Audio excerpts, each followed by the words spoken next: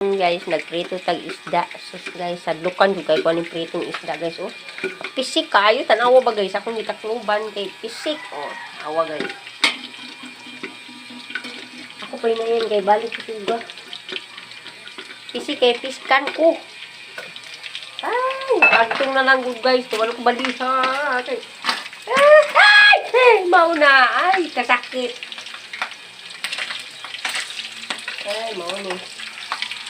Oh guys, ako si Kuani magluto ang isda nga prito-prito.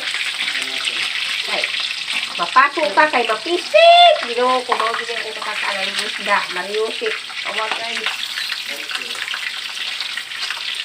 Ay, Diyos ko, makataon man tinutan ni pero puro tapasok.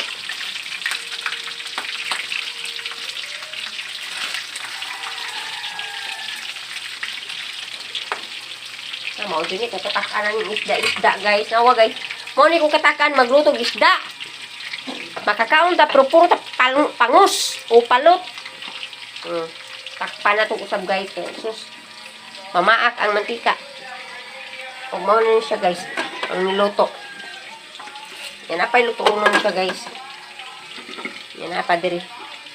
Balik siya ka kilo ni guys ha. Ubus lahat.